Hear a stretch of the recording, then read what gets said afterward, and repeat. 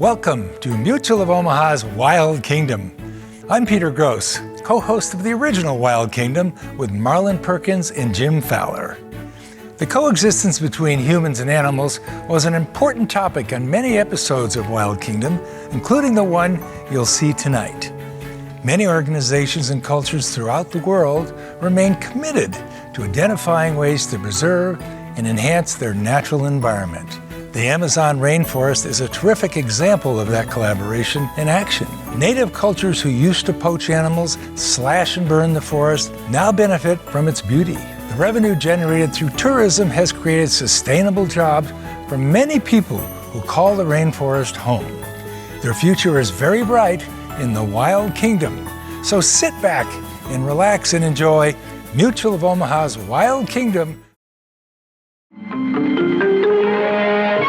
Mutual of Omaha's Wild Kingdom is presented by Mutual of Omaha.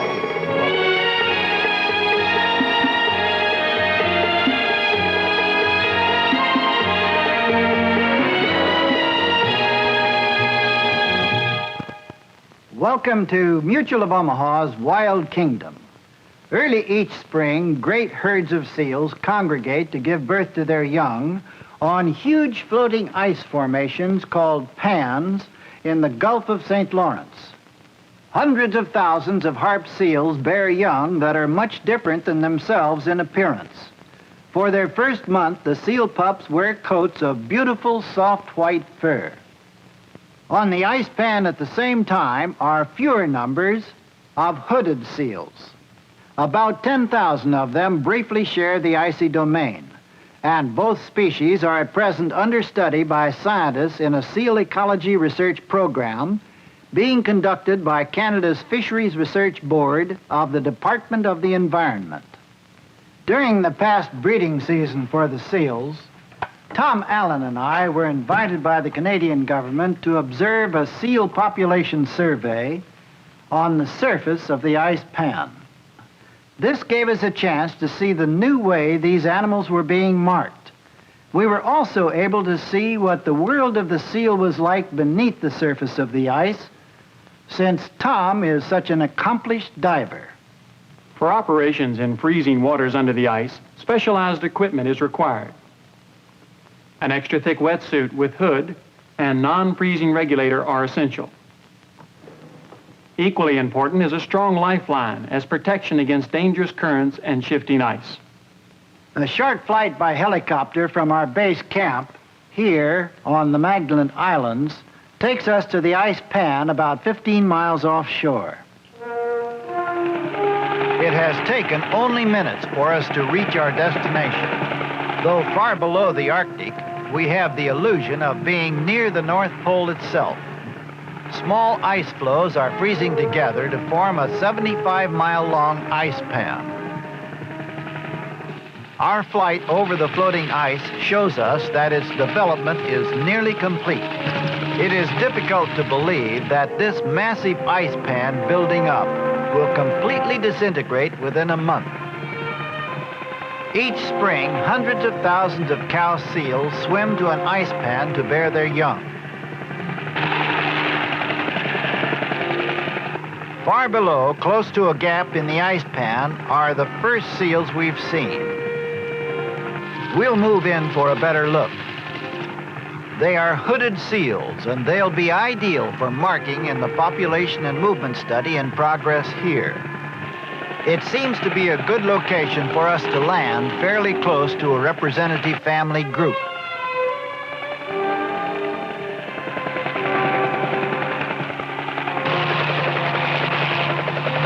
The helicopter pilot will keep the rotors going until he's certain the ice is strong enough to support us. The seals are curious about our presence, but not unduly alarmed, although that closer cow with the little pup beside her seems irritated.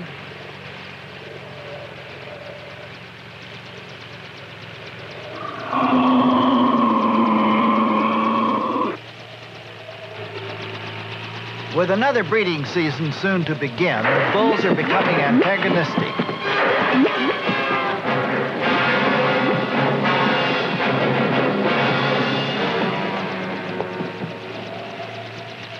The males are especially quarrelsome. From here, we see the nose bladder on this bull has been badly torn.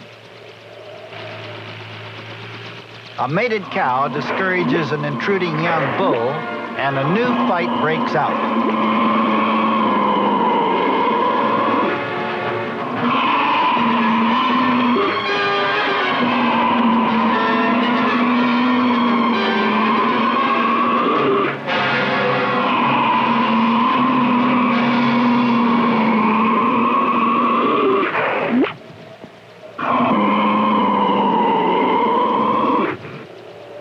This should be a good area to continue the seal population studies being made by Dr. David Sargent for the Canadian Fisheries Research Board, Department of the Environment. Many gaps still exist in our knowledge of the seals here, mainly because of the difficulty involved in observing them. That's why the research being done by Dr. Sargent is so important. Angry bulls inflate their odd nose bladder and rumble a warning.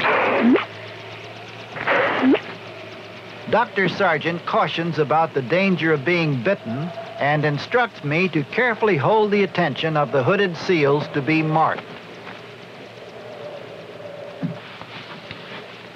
The marking of the animals is accomplished in alphabetical code letters with this relatively new type of instant branding device. Dr. Sargent will use code letter N for today's marking. The wire-like brand letter attached to the face of the branding stick becomes instantaneously white-hot when triggered by the inserted primer charge.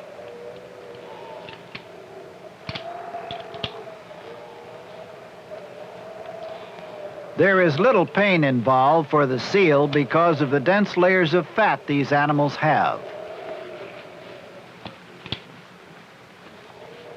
These hooded seals are also called bladder nose seals because of that inflatable membrane which acts as an amplifying resonator to the animal's voice. Both sexes have them, but the bulls are much larger and give the animal a more fearsome appearance. They're belligerent at all times.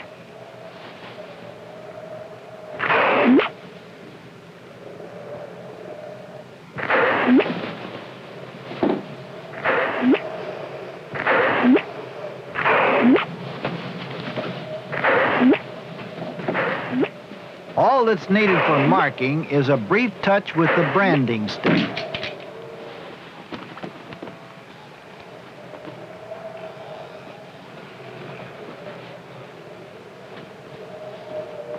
Now we'll have to get the cow and calf marked with the same letter N as soon as Dr. Sargent is ready.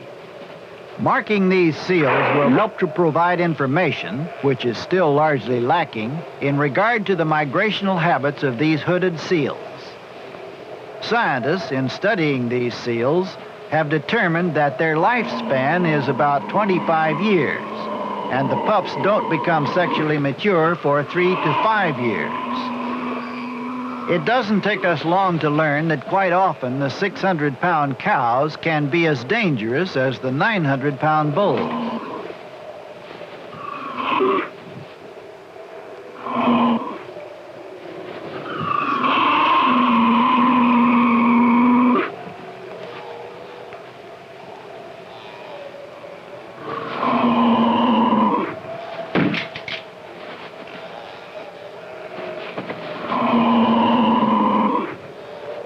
As soon as we finish marking this pup, we'll go pick up Tom and begin our observations of the Harp seals. After a brief flight back to our base camp to pick up Tom Allen, we headed for the area where Harp seals had been located. Less than half an hour after reaching Magdalen Island and picking up Tom Allen, we have flown back to the ice pack again. Already, we're beginning to see harp seals far below. Not far from here, where they're more concentrated, is where we'll be landing very soon.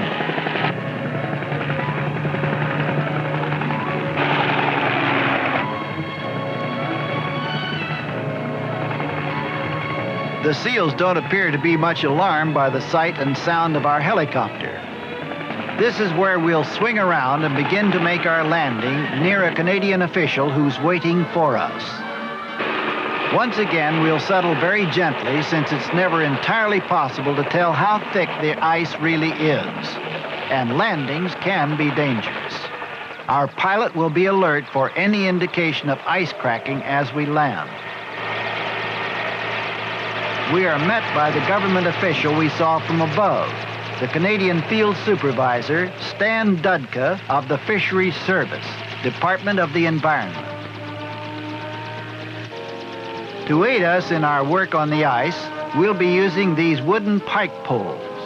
I'll make some observations of the harp seals on my own, while Tom and Stan prepare for the dive under the ice.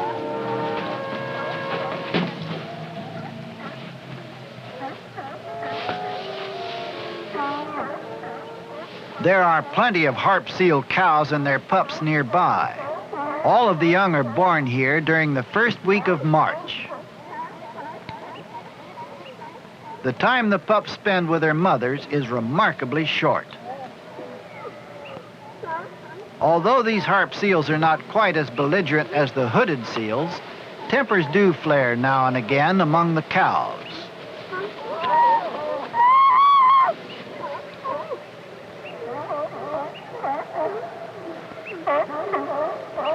The pups are clad in a beautiful soft coat of white for the first 3 weeks of life. Later, these pups will undergo a molt and become more grayish in color with dark blotches. At this present age, though, they are most appealing.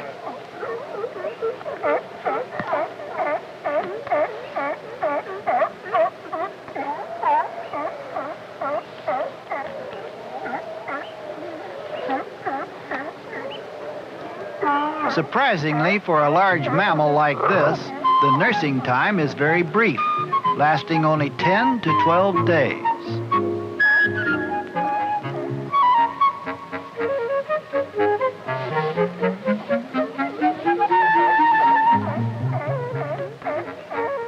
The mother's milk is extremely nutritious, and the pup will gain about 4.5 pounds each day it nurses, providing it can locate the food source.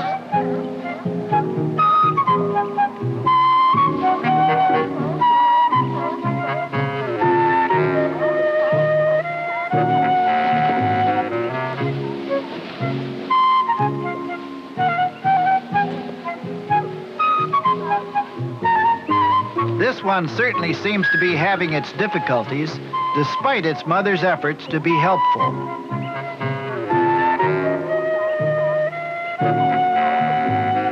As soon as the nursing period is over, the pups are abandoned.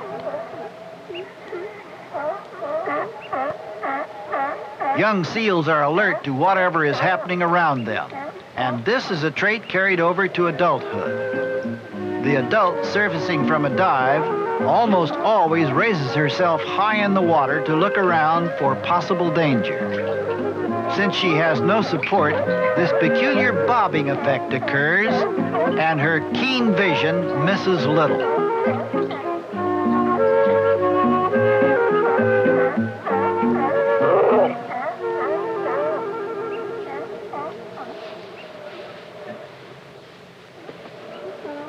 Although they're awkward on the ice and relatively slow-moving most of the time above water, their swimming ability is excellent and well-developed even when they're still very young.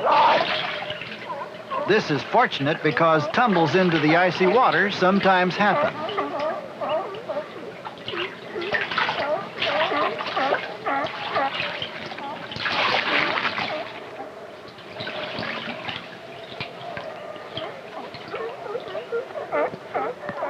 Full adulthood is reached in about 6 years. Right now, there's a chance to observe a peculiar habit of these harp seals in the water. Practically without exception, as our observations prove to us, whenever the harp seals dive, they turn a backward somersault in the water. Scientists have not yet determined exactly why they do so. The pups stay on the ice pan, drifting southward with it as it begins disintegrating. When it is broken up, the young migrate northward together. Right now, it looks as if I'd better get back to where the dive under the ice pan is to take place.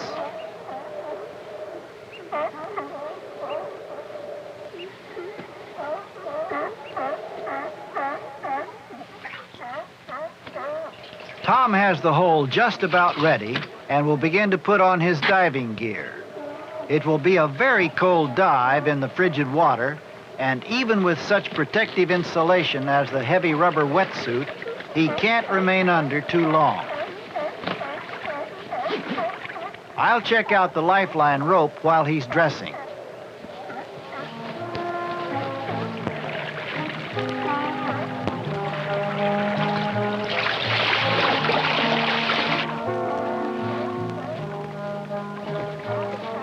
The helicopter makes a good strong anchor for attaching Tom's lifeline, and Tom has taken care to tie a thoroughly non-slippy ice begin.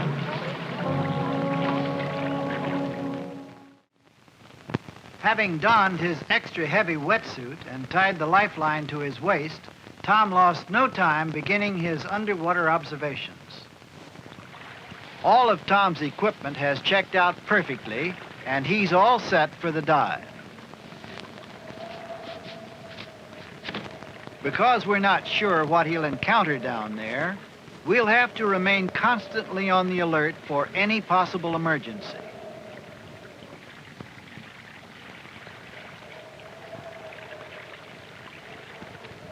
Placing the pole across the opening gives better support and prevents slipping.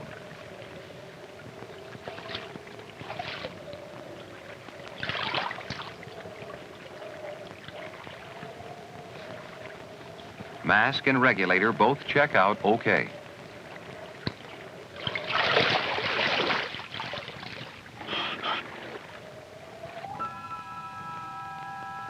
Even with the protection of the wetsuit, the cold is penetrating, and I'll have to keep on the move.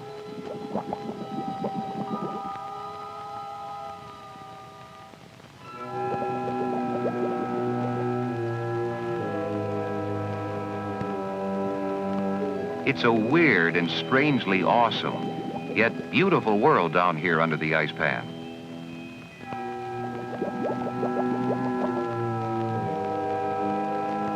There's a very real feeling of impending peril in places like this. Even a slight shifting of the ice pan above could make the walls of ice suddenly close, and it's not wise to linger too long.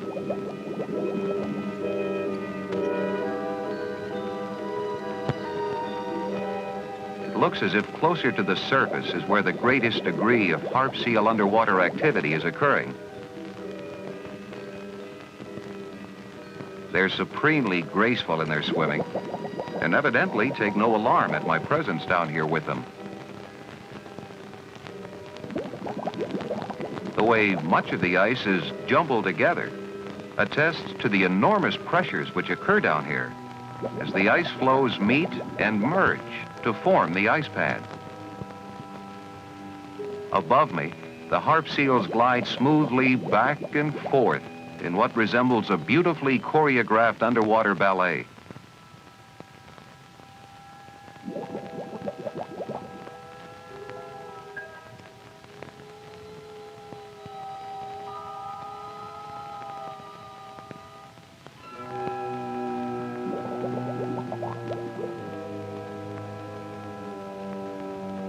My company seems unwelcome to at least one seal.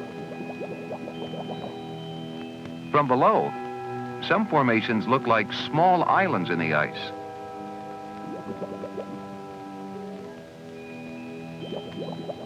Every opening seems to draw its share of seals.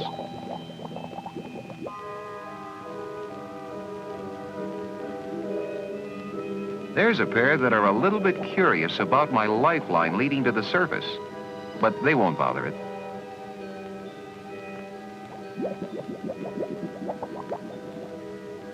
Right now, I'm going to head over this way where more of the seals are swimming.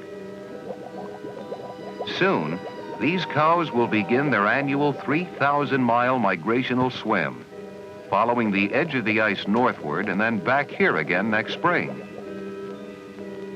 The penetrating chill of this frigid water is becoming difficult to bear, and I can detect a slowing of my reflexes. I won't be able to stay below much longer, but I'll still make a few more observations on the way back. These harp seals weigh up to 200 pounds and feed heavily on herring, capelins, bottom fish, and crustaceans. The individual seal eats a ton of such food annually. Here's another minor hazard the diver shouldn't forget. I'll stay near the surface ice now.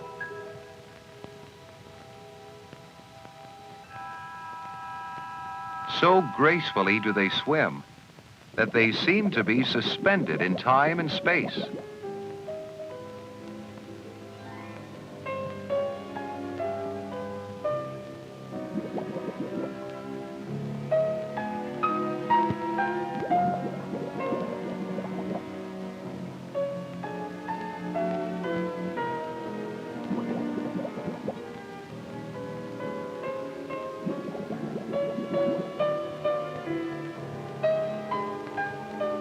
Up ahead, I'll pause a moment longer to watch the underwater activities of another pair of seals. Because they have an ability to slow their heartbeat and metabolism, harp seals can stay underwater for half an hour and dive to great depths, well protected from the cold by their dense layers of fat. But since I'm not protected that way, and I'm getting progressively colder, I'd better signal Marlin that I'm coming back.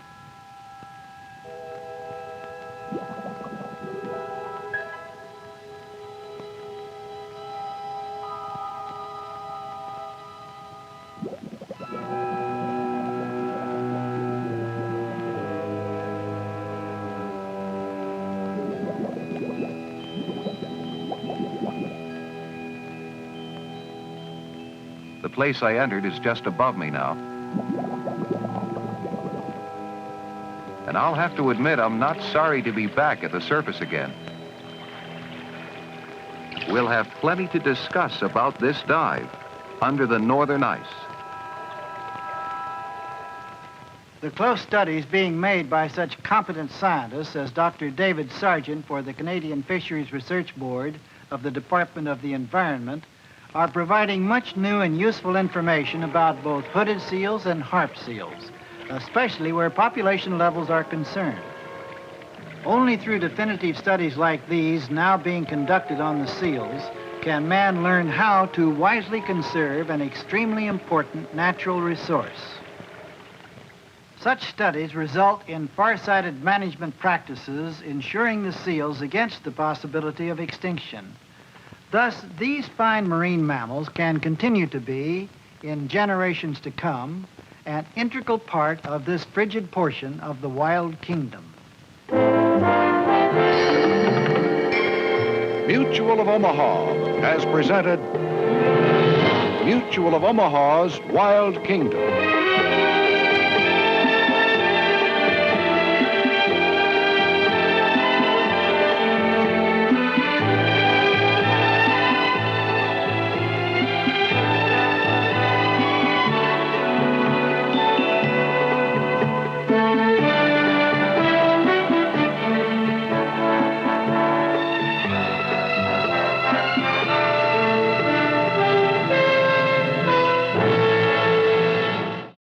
Like what you saw? Follow us on Facebook, Instagram, and YouTube for more exclusive content. And visit our website at wildkingdom.com.